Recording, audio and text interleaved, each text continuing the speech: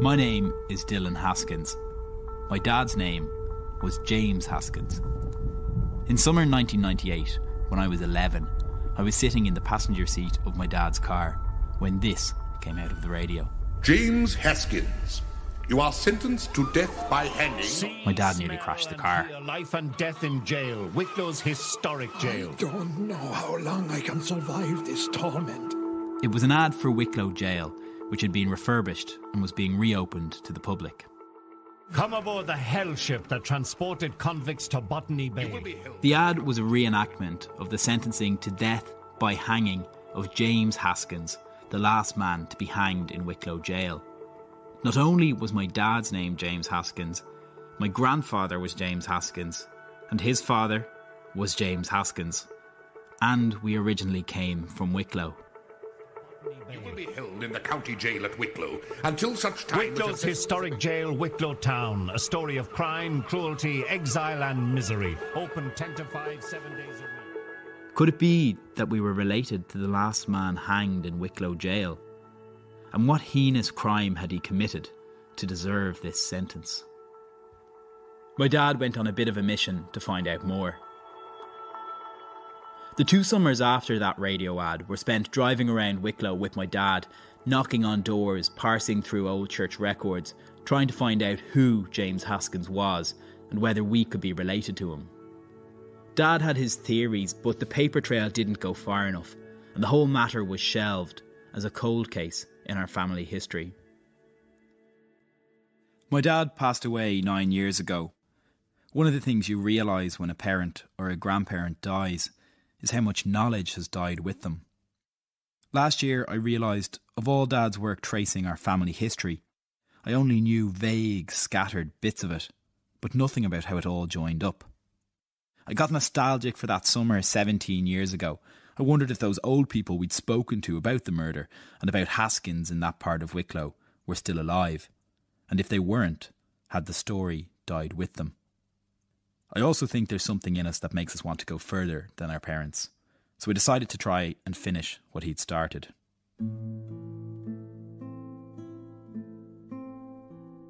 So here's what I know about James Haskins. He was no 1798 hero. He was a highwayman. And this wasn't the first time he'd gotten into trouble with the law. Freeman's Journal, 25th of February 1842. The following sentences were pronounced this day by the Lord Chief Baron: Dennis Dunn, sheep stealing, 3 months. John Hanshaw, highway robbery, 10 years. James Haskins, cow stealing, 12 months hard labour. Michael Boyce, sheep stealing. 1 year later he received another sentence. Only this time the price was his life. It was for the murder of a farmer from Russnastraw by the name of John Pugh. 1st of February 1843. A murder of a most barbarous and inhuman description was perpetrated on Sunday evening in the county Wicklow. The victim is a man named Pugh. April 1st, 1843. Execution at Wicklow, Saturday, March 18th. This day, James Haskins was executed in front of our jail for the murder of John Pugh. That was the last official mention of James Haskins, until he reappeared on our radio in 1998. Was he married? Did he have any children, brothers, sisters? This I don't know. Without knowing that, it's impossible to place him in any family tree, or to say whether he might be my ancestor. I decided to start where the story ends, at Wicklow Jail. From here, this is the original building. Okay, so he's just stepped inside the doorway. Yeah. I'm with Joan Kavanagh, who spent almost 30 years researching the history of Wicklow Jail. Yeah, and we're walking on the original flagstones. The jail was built in 1702. What we're walking into now is 1840s. Joan was part of the original team that established the jail as a tourist attraction back in 1998 after extensive restoration. So we walk through the gates. We walk down the stairs here. Very narrow passageway. The jail operated for 200 years, until it finally closed in the early 1900s. How my dad first came across this story was the advertisement, which used the name James Haskins and the judge's voice going, "James Haskins, you've been sentenced to death." Why was James Haskins' story the one chosen? Well, because he was the last man who was executed here, the last person, and James Haskins was one of the stories that we decided was worth telling. The cell, the doors are tiny, aren't they? Yeah, the headroom is very low, so yes. you have to duck down to go into a cell. Which I'm doing right now. I have to duck down quite a bit. Yeah. From his apprehension to his trial and execution, James Haskins spent a little over 6 weeks in his cell. Come in and sit here with me. I have brought food, candles, straw and books for my father's comfort, while he resides in this decrepit place of incarceration. Are you hungry too? Here, have some of my bread. My father has been... When the cell first opened as a tourist attraction, there was a cell dedicated to James Haskins, with a mannequin of a remorseful creature. And so you're saying James Haskins has been relegated from his cell? Unfortunately, James, he's no longer there in a cell. We've closed off some of the cells on one side of the cell block. He's part of the jail history, yes, and always will. The Nenagh Guardian, 25th of March 1843. The culprit, since receiving his sentence, and up to the hour when he underwent his awful doom, evinced the utmost composure of mind, and appeared to derive the deepest consolation from his spiritual advisers. He was attended by 3 Roman Catholic priests. So we're standing in front of the jail. There's these big kind of curtain walls, the way they sweep in, there's no windows in them. There's a small arched doorway with some windows above that, and then 4 stories up, a black door with an oak beam, a gallows coming out.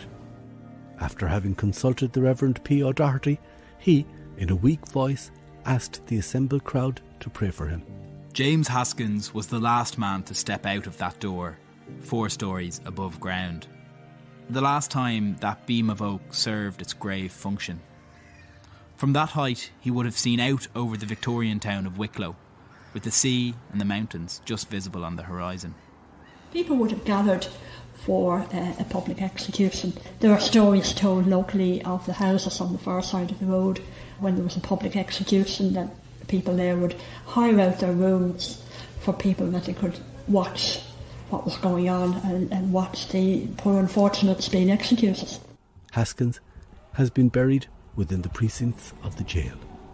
On this one, it just says about the burials in the 1900s. The bodies that were buried here were covered with quicklime to prevent them from smelling and to speed up their decay. I think sometime in the 90s they did find, some remains, and I think they were reinterred.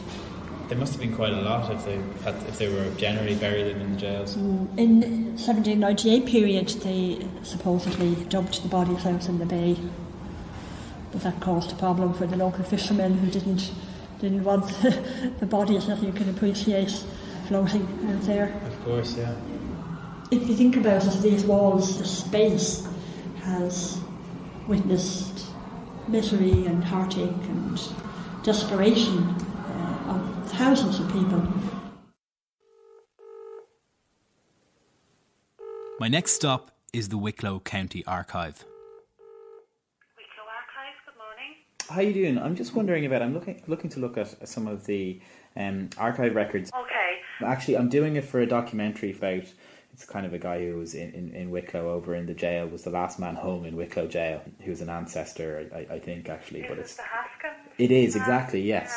Yeah. I know how the Haskins family were from that area around Shillelagh. Yeah. What's your name, actually? My name is Catherine Wright. Catherine, great. And I'm based here in County Building. Thanks a lot, Catherine. Okay. Talk to you soon. Bye-bye.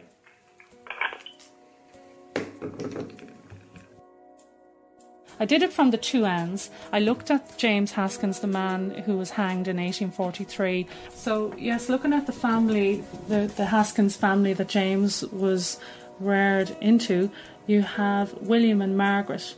William Haskins was the father, the head of the family, and there was siblings who were witnesses at James's trial, Thomas and I think it was Elizabeth. You mentioned that to me. So there are little clues about the family. So James had a brother and a sister, but they weren't his blood relations. Catherine discovers that James was what was called a foundling.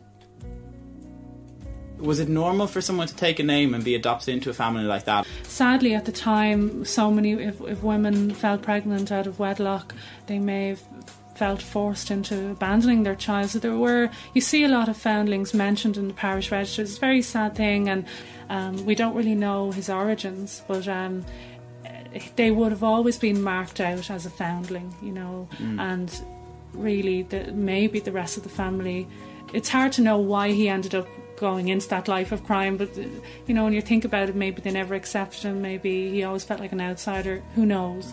From the records, we're able to pinpoint where in Wicklow James grew up.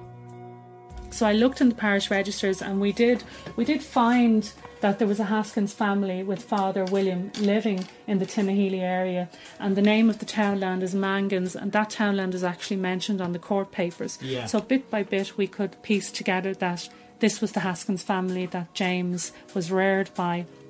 There is no record of when James was born or how old he was at the time of his execution, but I know from newspaper reports that he himself had a family and several young children.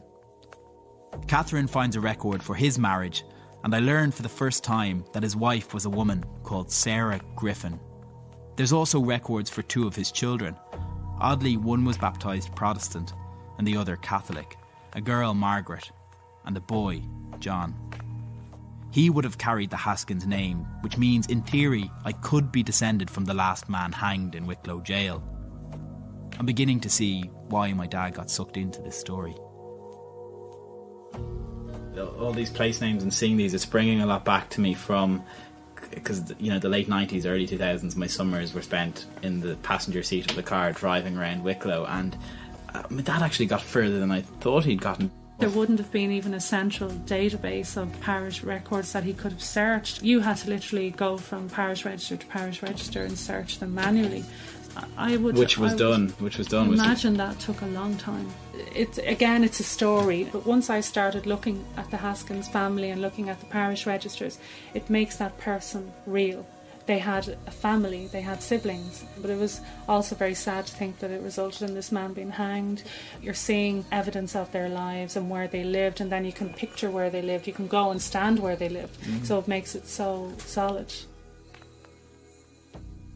So I decided to do just that and find Mangans Lane, where James grew up and where he was apprehended after the murder. But I wondered, how much could survive 170 years? Here we go, there's a small little sign on the side of the road just coming into Tinahely here. It says Mangans Lane. But this would have been, I think this probably, when they gave their address as Mangans, this is obviously where it was. There's about a handful, there's about 5 houses spread along the road. They all look pretty old. Do you know what? I'm just going to call into this house.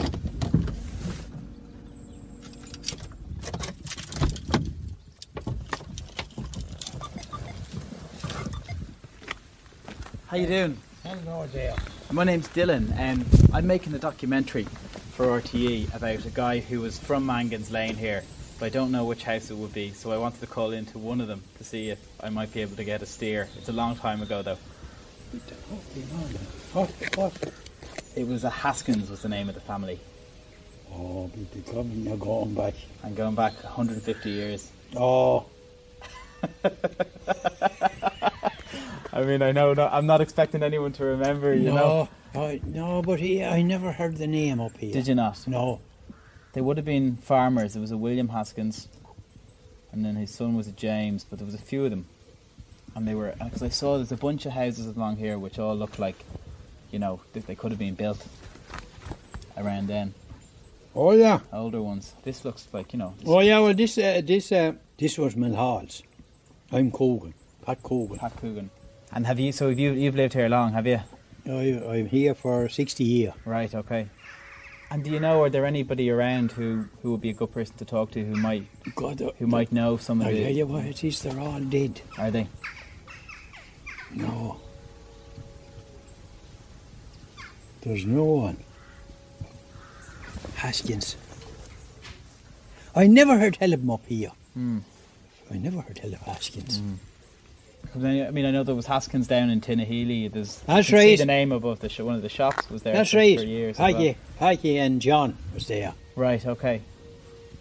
I wonder. They would probably dead have been some, but they are dead. Are they? Oh yeah. They've no relations. No, they have no relations. There were 2 bachelors was there. There's Haskins is over in Stranny They wouldn't be that length away. They'd be over near the Dying Cow, Shillelagh, that area. The Dying Cow. Right. And they're still there? Oh, they're still there. Really? God, I'd go to them now. They're the only Haskins. They're the only Haskins now that I know. You would know if they're Catholic or if they're Church of Ireland. Catholics. They're Catholics, yeah. There's nothing else up here, only Catholics. This is something which has jarred all along. It seems James Haskins and his adoptive family were Roman Catholic. But I know for a fact that my family and most of the other Haskins in Wicklow were Protestant. You don't know the names of the Haskins who were up in Strannakelly? Oh, there's Tom. Tom, is it? Tom Haskins, yeah. Oh, you never heard tell of the Dying Cow, you didn't? No. There's a pub, yeah. Little pub. Yeah. And there's a woman there and she could tell you maybe more. She could tell you more about the Haskinses now. Okay. That's the thing, you know, it's... 10 years ago there probably might have been, yeah, there could have been. Yeah. Yeah, there could have been. You're a few... you're a few years late coming, all right. There's a few gone, I'd be able to tell you. It's funny the difference that makes, isn't it? Oh, yeah, a few years makes an awful difference. Yeah. Oh, it does, yeah. Pat gave directions to the dying cow. If you went down into Tinnahealy now and went... and seemed pretty adamant that I find it. Straight down into it. Yeah. Which was easier said than done. I've gone a wrong turn.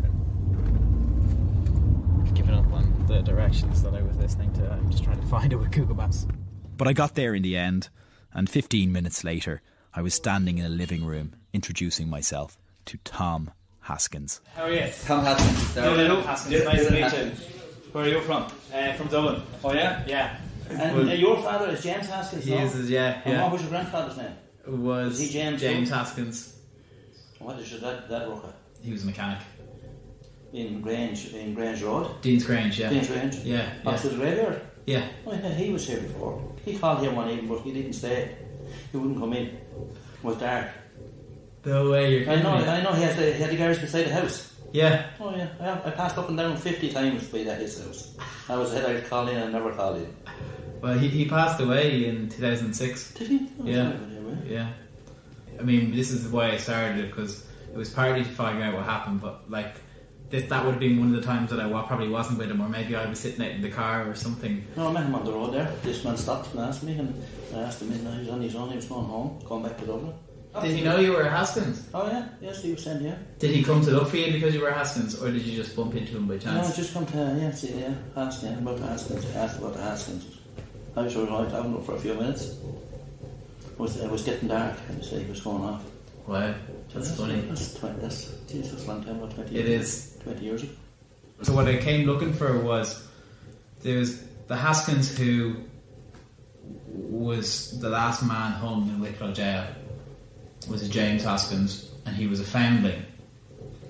And his adopted father, so he mightn't have been a Haskins at all, that was just the name, because that's his family that adopted him. Yeah, he was adopted. That's as far as we have got. And then James Haskins goes missing.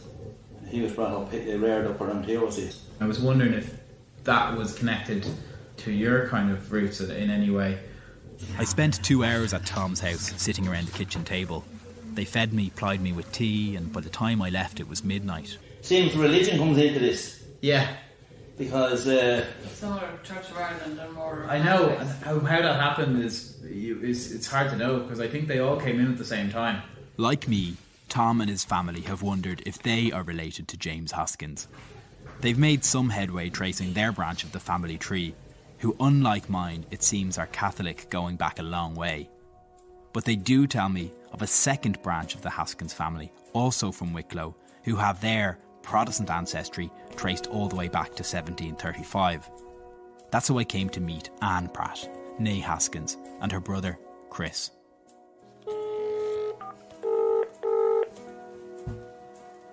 Hello? Hi, could I speak to Anne, please? Speaking. Hi, Anne. My name is Dylan Haskins. The reason I was calling is I came across a family tree which you're listed as a researcher on to do with the Haskins families in Wicklow. Yes. There's a couple of missing links which I'm trying to kind of get at. Yes. I mean, I don't know whether I want to find out who was related to me or not. Well, it gives one a certain cachet. Yeah, absolutely, yeah. It'd be great to meet you.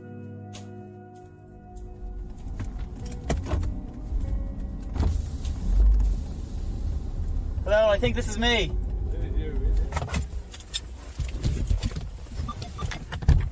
Hello, how are you? Very well, thanks. How are you? I was just wondering if you look like a Haskins.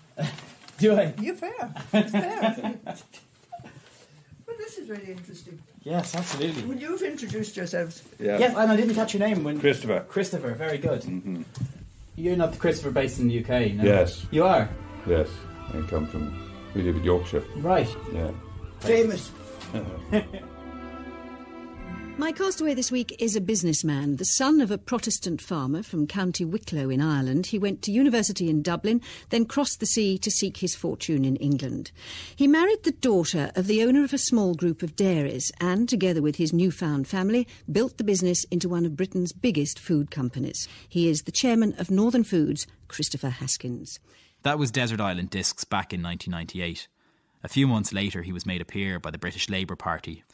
Baron Haskins of Skidby in the county of East Riding of Yorkshire. Our grandfather and his brothers, they moved from Tillyhelo, which is our great-grandfather. Very adventurous people. They moved from Tillyhelo to Wicklow and took over Wicklow. And when we were brought up, every shop in Wicklow had Haskins on it.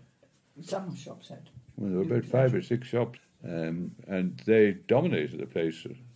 Our father became a nationalist. He was a nationalist. We always rather ashamed of the fact that we might have been, our ancestors were Cromwellian settlers. No, I don't think they are. We're not that sort, any more than we're the sort of people who'd have the last person hanged in Wicklow jail.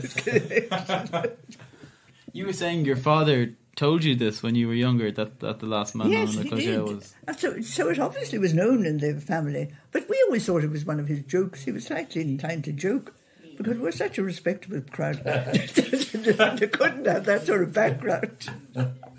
There are some sort of genetic things which repeat themselves in families. It's quite haphazard in human beings, but you can see it.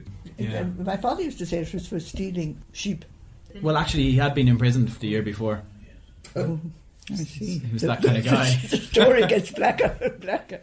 Anne and Chris have done a fair amount of family research, but there's no James Haskins on their family tree. He's Church of Ireland, bootmaker. If I am related to their side of the family, then I'm not descended from the hanged James Haskins.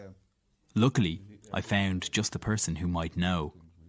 Back in the late 1990s, my dad had discovered a second cousin of his called Harry Haskins, who in his retirement was also doing family research. I met Harry for the first time and told him that I couldn't see where, if at all, our branch connected with Chris and Anne's side of the family. I don't either. I never did. I've been trying to make that connection somewhere. Your father was so convinced that we're linked into them, although how to find it. I've been thinking all along that the Protestant-Catholic divide within the extended Haskins family might be the key to establishing that James is not related to me. But Harry tells me it's not that simple. Our family is very mixed. We've Protestant, Catholic, we've Methodist, we've Presbyterian. So the Catholic-Protestant thing isn't the key. So we're back to finding out whether my branch of the family connects to Anne and Chris's side. My dad had exhausted the archives, but what about the scientific route? If I can prove that Chris Haskins and I share a common ancestor, I'll know that I'm not descended from the children of the hanged, adopted James Haskins because he wouldn't share the so-called Haskins DNA.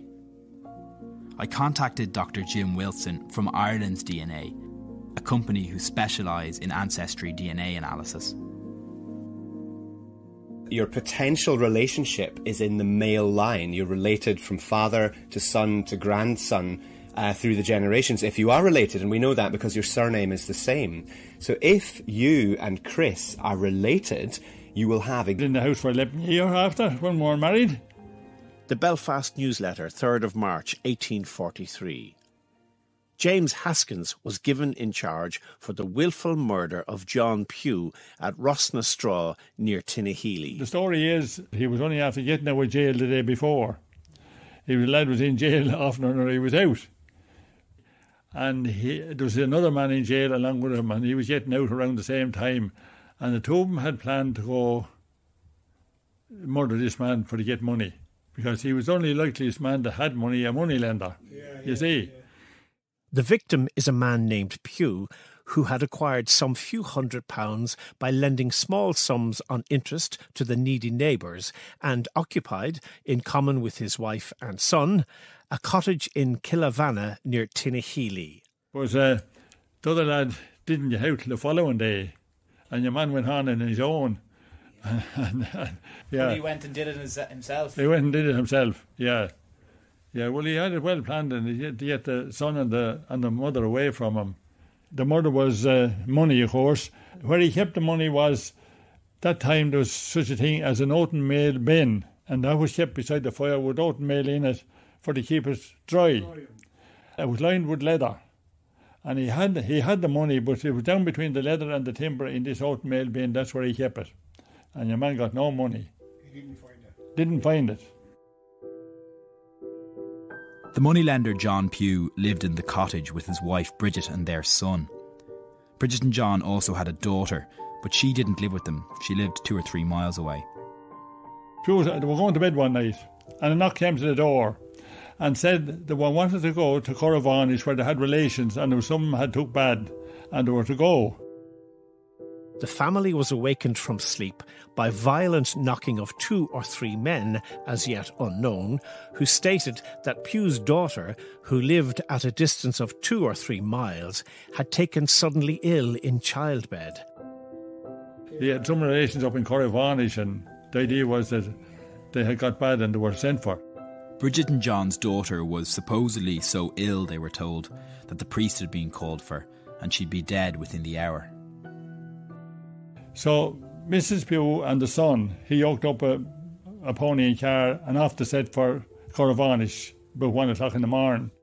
Naturally alarmed by this afflicting intelligence, Mrs. Pugh left her bed and set out on foot, in company with young Pugh, for the residence of her daughter, whom she was equally surprised and delighted to find in excellent health. The mother says, turn around and go back. She says, there's something that's happened.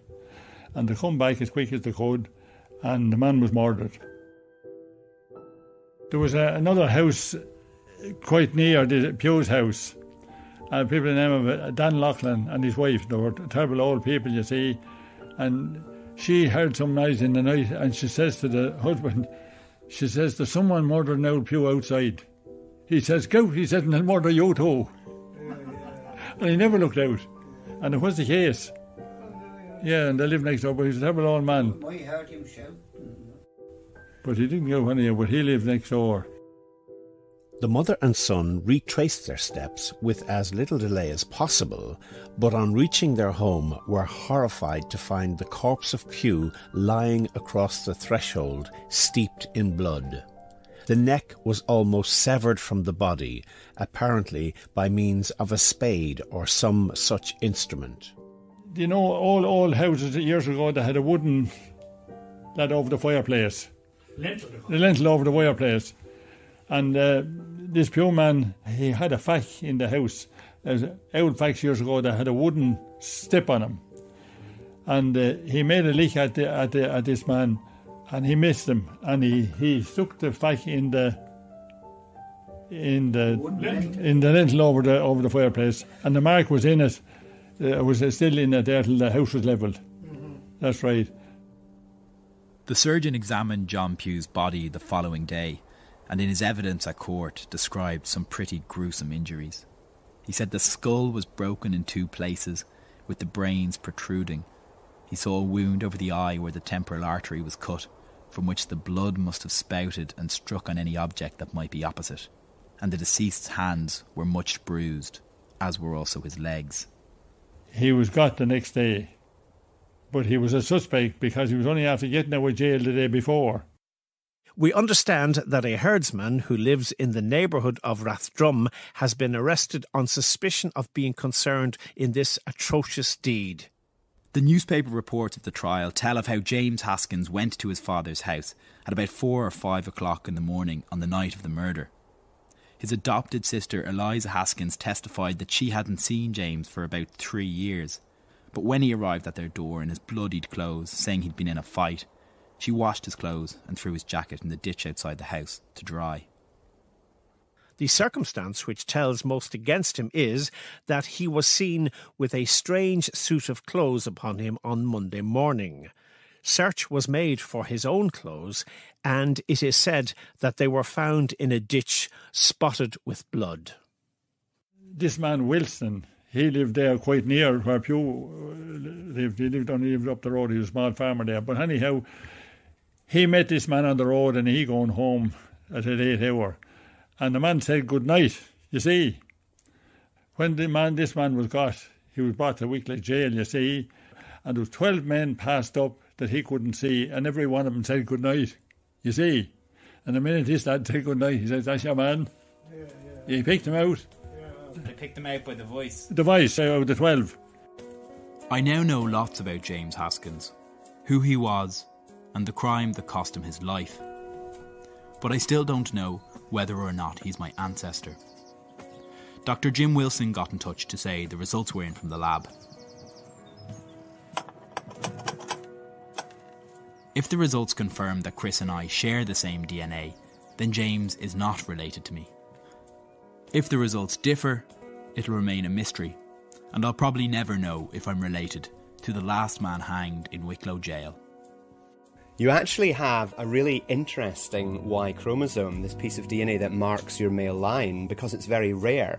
Only 0.5% of Irish men carry it, and 0.9% of English men. These are all markers, these are all pieces of DNA that you carry amongst the 14,000 that we tested. And there's one here I found out this morning that's very important. There are only 3 people in our database, which numbers almost 10,000, that also carry this marker. Wow. And does that come with any kind of great traits? You know, like incredibly smart or good looking? We don't. We have no idea.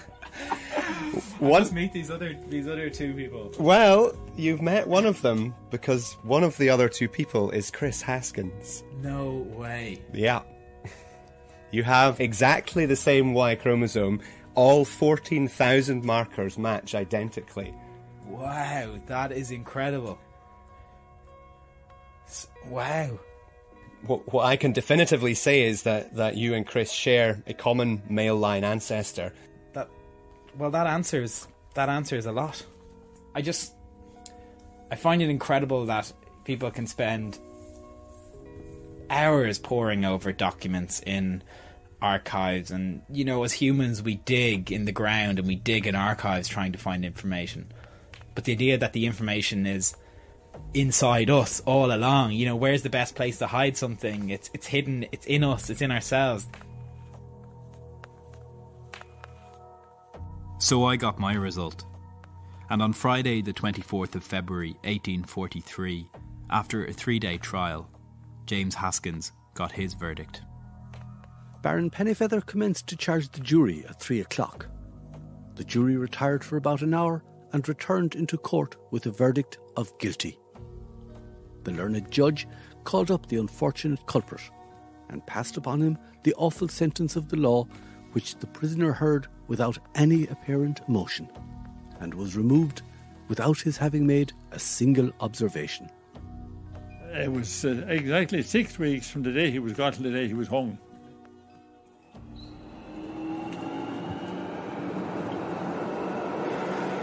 The next station is Westminster. Change for the Circle and District lines. Exit for Westminster Abbey and Houses of Parliament. I've come to the Houses of Parliament in London to share the results of the DNA test with my newfound relation, Hello, sorry to keep you. Go through the machine. To the right is the House of Commons down there, and to the left is the House of Lords, both assemblies looking at each other.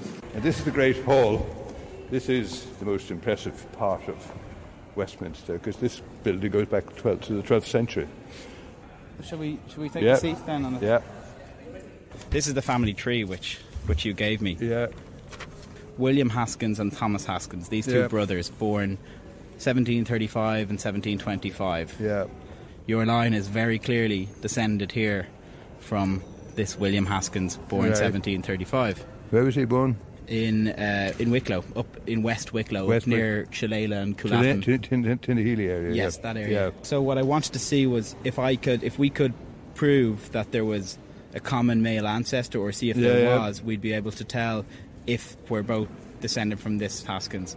And we have a 100% match on all genetic markers that they tested. With me? Yes. Really? Yes. Did you ever get find out who the Haskins was? Was he a relation of ours?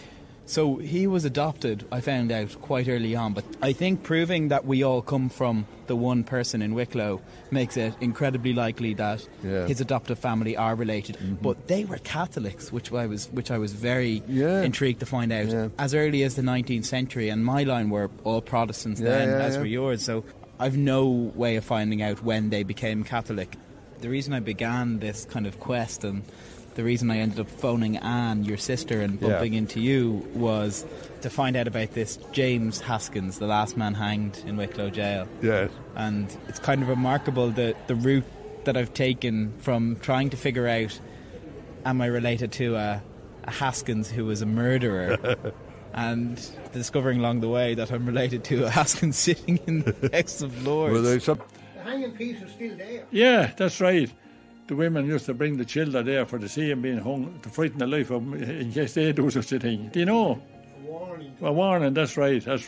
Yeah, a warning. Mm. This wretched man was executed on Saturday last, in front of the jail of Wicklow. He has left a wife and 5 young children, who are, it is said, to be placed in the poorhouse. He was the last man to be hanged in Wicklow jail. Yeah. He was? Yeah. What year was that, you said? 1843. Yeah. That was the story.